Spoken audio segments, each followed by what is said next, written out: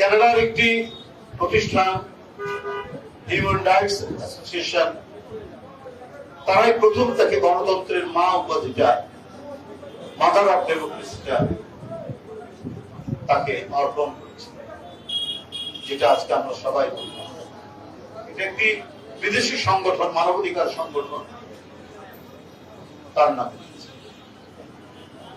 বেগম খালেদা জিয়া। দেখুন, মানুষের যে মানব চরিত্র, এত যে নিপীড়ন, এত যে অত্যাচার, তারপরও কিন্তু কোনদিন কারো সম্পর্কে, যারা তাকে অত্যাচার করেছে তাদের ব্যাপারেও কিন্তু একটাও কটু কথা বলেন, not a single word she আটার্ড।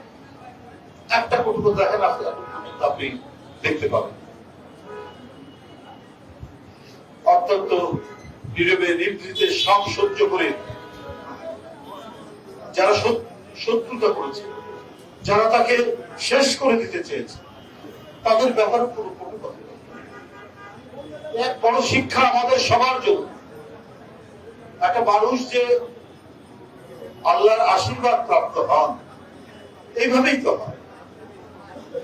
তাকে যে জাতীয় রাজনীতির এক মহান লুহে পরিণত করেছে, প্রতিষ্ঠিত হয়েছে, তার এই সমস্ত গুণাবলীর কারণে।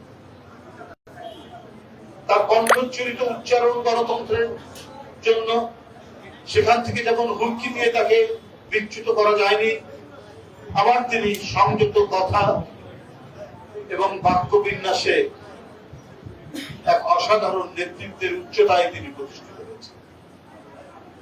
আজকে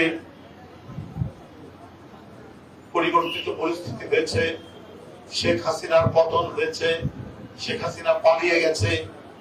এখন আমাদেরকে একটি সুন্দর বাংলাদেশ গড়ার বড় সুযোগ তৈরি করছে।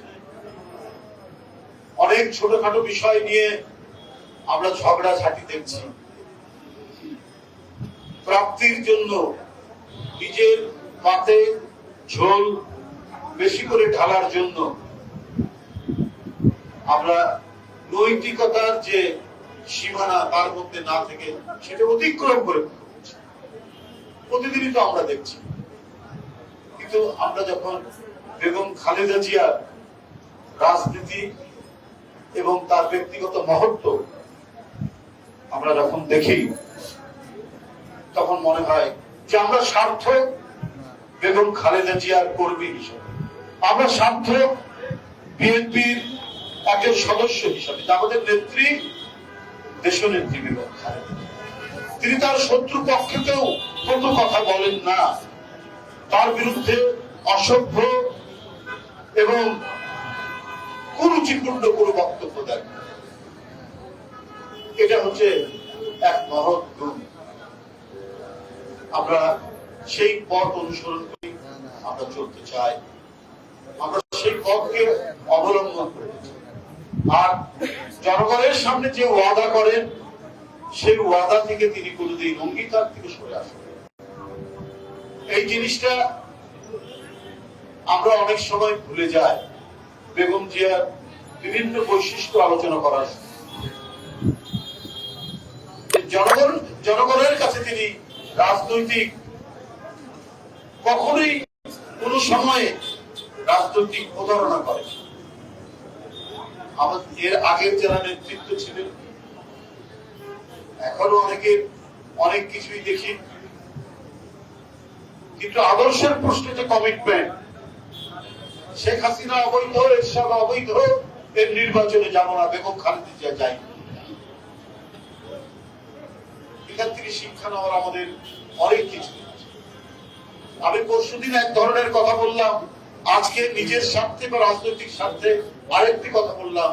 এই দ্বিচারিতা বেগম খালেদা জিয়ার মধ্যে কথা হচ্ছে, এই দ্বৈত সত্তা বেগম খালেদা জিয়ার মধ্যে কথা হচ্ছে। এক বিপদ সংকুল পথে হেঁটে গেছে, বীরত্ব নিয়ে, সাহস নিয়ে সমস্ত প্রতিকূলকে অতিক্রম করেছে।